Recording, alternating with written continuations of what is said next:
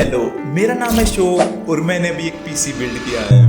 मैं कुछ टाइम से वीडियोस डाल रहा हूँ एंड रिसेंटली मेरे 150 सब्सक्राइबर्स कंप्लीट हुए हैं। इवन दो वे अभी तक 144 है बट हो जाएंगे। फिर मैंने सोचा क्यों ना अपने भाइयों को बताऊं अपने न्यू पीसी के बारे में। तो मैं अभी तक एक लैपटॉप यूज करता था एंड उसमें ग्राफिक कार्ड नहीं था एंड उसमें मोस्टली गेम्स रन नहीं होते थे। बट पता नहीं क्यों मैं अगर उसकी स्क्रीन को विंडोड करके रिकॉर्ड करता या फिर खेलता तो माइनक्राफ्ट चल जाता था। ओ बेबी, और वो क्या चलता था। उससे पहले मेरे पास एक पीसी था जिसमें मैं काउंटर स्ट्राइक और माइनक्राफ्ट खेला करता था, जो कुछ ही टाइम में खराब हो गया था।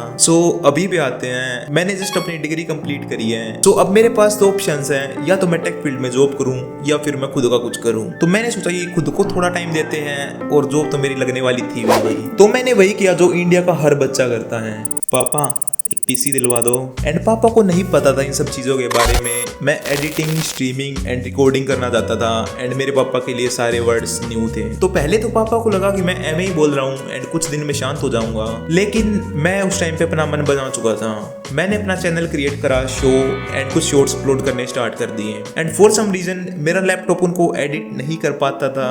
तो मैंने वीडियोस को एडिट करना फोन में स्टार्ट कर दिया और सबटाइटल्स लैपटॉप से डालता क्योंकि वहां लिखना आसान होता था ऑब्वियसली। फिर आती है 5 सितंबर। उस दिन मेरा लैपटॉप खराब हो जाता है जिससे मैं रिकॉर्डिंग करता था एंड सबटाइटल्स डालता था।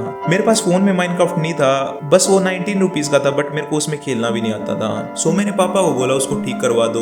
उन्होंने करवाया एंड उस सब प्रोसेस में 4-5 दिन लग गए एंड उस बीच में वीडियोस अपलोड नहीं कर पाया। उससे पहले मेरे हर वीडियो पे व्यूज आते थे 1K एंड उसके बाद 200-300 पे स्टक हो गए।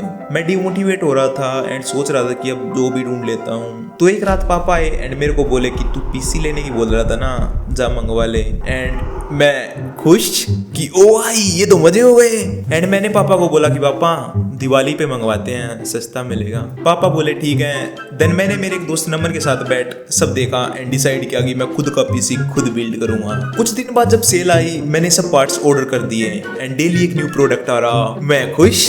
लेकिन फिर आता है एक दिन मेरा प्रोसेसर। वो मैंने जब ओपन किया तो वो मुझे पुराना लग रहा था एंड मैं डर गया। मैंने उसके फोटोज अपने दोस्त के पास भेजे एंड उसने बोला कि भाई ये ओल्ड जनरेशन का प्रोसेसर है तो शायद पुराना होगा तो तू टेंशन ना ले। उससे बात करके मैं रिलैक्स हुआ एंड जब मेरा सारा सामान आया तो मैं उसको असेंबल करने बैठा, लेकिन मेरा मदरबोर्ड प्रोसेसर में फिट ही नहीं हो रहा। तो मैं फिर टेंशन में एंड कुछ देर बाद सब रिसर्च करने पे पता चला कि प्रोसेसर ही गलत है। एंड एट दिस पॉइंट मैं पागल हो चुका था क्योंकि प्रोसेसर मेरा बहुत महंगा है एंड उसकी रिटर्न रिफंड पॉलिसी भी नहीं है और पापा को मैं कैसे बताऊं। कुछ देर बाद मैंने पानी पिया एंड अपने दोस्तों से बात करी एंड उनमें से मेरे को एक ने सजेशन दिया कि तुम कस्टमर केयर से बात करो एंड देखो क्या होता है। एंड टू बी रियल उस टाइम पे मैं कुछ भी नहीं कर सकता था। मैंने कॉल किया।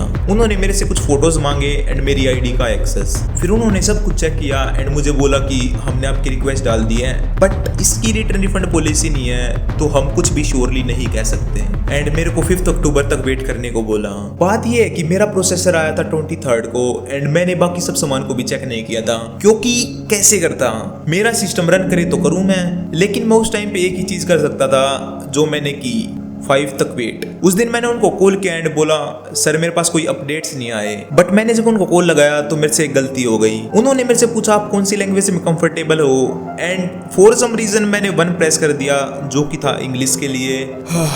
Oh man. फिर एक मैम ने कॉल पिक किया एंड मुझे बोला हम स्पेशलिस्ट से आपकी बात कराते हैं। एंड देन आता है 12 मिनट का टॉर्चर। उन्होंने मुझे होल्ड पे रखा एंड क्या होल्ड पे रखा, वो 12 मिनट मेरी जिंदगी के सबसे लंबे 12 मिनट थे।